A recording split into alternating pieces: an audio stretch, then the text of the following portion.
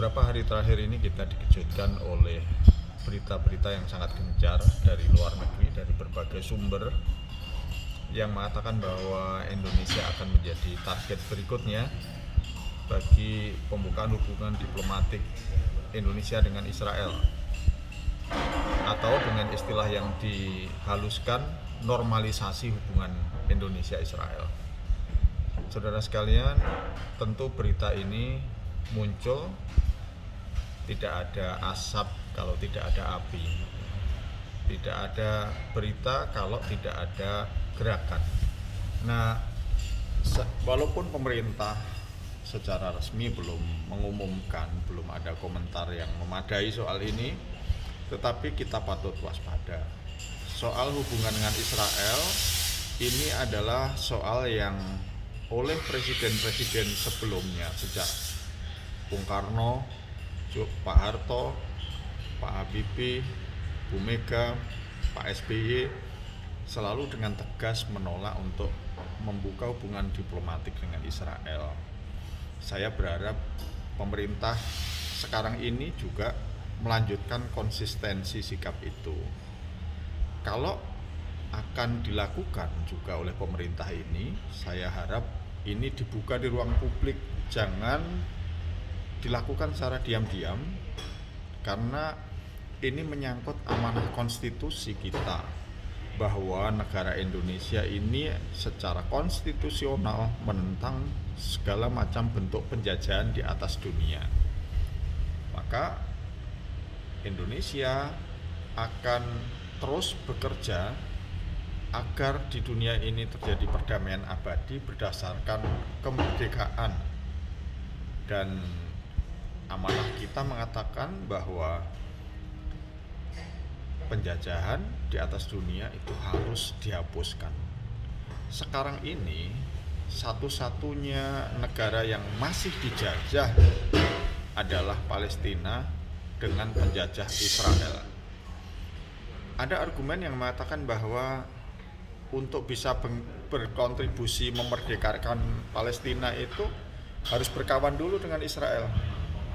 Tapi ini tidak dipakai oleh Pak Karno, tidak dipakai oleh Pak Harto, tidak dipakai oleh Pak SBY maupun Bu Mega dulu. Dan secara faktual mengatakan bahwa Israel ini semakin dia disikapi secara lembut, bukan kemudian makin bersikap baik, justru dia semakin semena-mena terhadap negara jajahannya. Baru-baru ini setelah normalisasi atau pembukaan diplomatik OAE dengan Israel, yang dilakukan oleh Israel adalah membuldoser 70 rumah-rumah di Palestina yang menyebabkan warga-warga perempuan, anak-anak, dan difabel itu kehilangan tempat tinggalnya. Jadi track recordnya Israel itu tidak bisa diajak berteman. Begitu dia mendapatkan hati, langsung brutal. Maka sebetulnya langkah yang paling baik adalah dengan cara diisolasi Israel ini, bukan diajak berteman. Nah, saya berharap pemerintah Indonesia menjaga amanah konstitusi ini dengan sebaik-baiknya. Ya, kita berharap betul, karena ini persoalan konstitusi, pemerintah kalau akan melakukan langkah-langkah yang drastis, yang serius terkait dengan Israel, mohon supaya dikonsultasikan dengan DPR, dibicarakan, diperdebatkan di ruang publik. Nah, sehingga ini terang benderang. Sebetulnya apa masalahnya, apa tujuannya? Kalau tujuannya hanya sekedar investasi, ya, walaupun investasi itu penting, tapi kita berharap tidak mengorbankan prinsip-prinsip dasar kita sebagai negara merdeka dan mendukung perjuangan kemerdekaan bangsa-bangsa. Yang dulu sejak tahun 45 Indonesia ini menjadi pionir bagi perjuangan kemerdekaan bangsa-bangsa yang terjajah. Kita punya konferensi Asia Afrika, kita punya menjadi pelopor gerakan non-blok, semuanya itu adalah untuk mendukung proses kemerdekaan bangsa-bangsa yang dijajah. Nah, saya berharap betul pemerintah sekarang ini tidak coba-coba melakukan langkah-langkah yang berbeda dari pendahulunya, yang ini berimplikasi yang sangat luas, ya.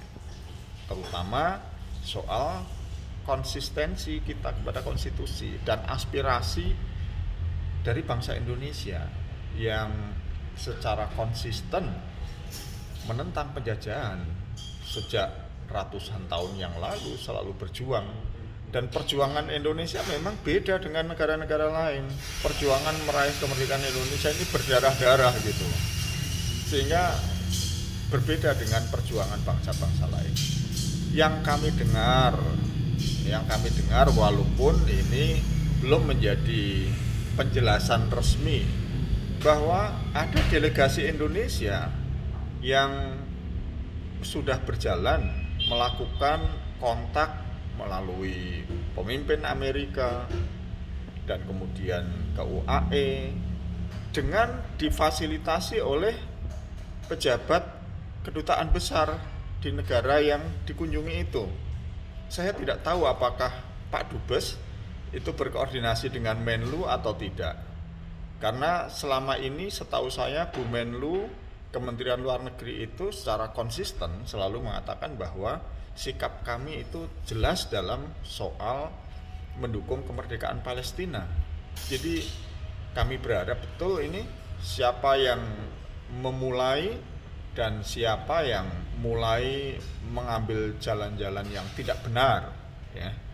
Ini tolong pemerintah bicaralah di depan publik dengan sebaik-baiknya, dengan terang benderang, apa tujuannya, apa targetnya, kalau investasi berapa sih yang dikejar. Saya khawatir ya, sebagaimana yang dilakukan di negara-negara lain, Israel itu seringkali bohong-bohongan kok. Kenapa ini mencuat? Karena ternyata yang ditemui dalam konteks investasi itu adalah orang yang juga menjadi broker bagi pembukaan hubungan diplomatik antara UAE dengan Israel dan juga beberapa negara lain yang sekarang ini sedang kejar tayang ketika Presiden Trump sudah tidak terpilih lagi. Nah, saya berharap Indonesia tidak bermain api dengan persoalan ini. Mudah-mudahan pemerintah kita tetap konsisten untuk mendukung kemerdekaan Palestina dan tidak mencoba-coba membuka hubungan diplomatik dengan Israel sampai bangsa Palestina itu betul-betul merdeka dan negara Palestina yang mandiri dan merdeka itu bisa terbentuk.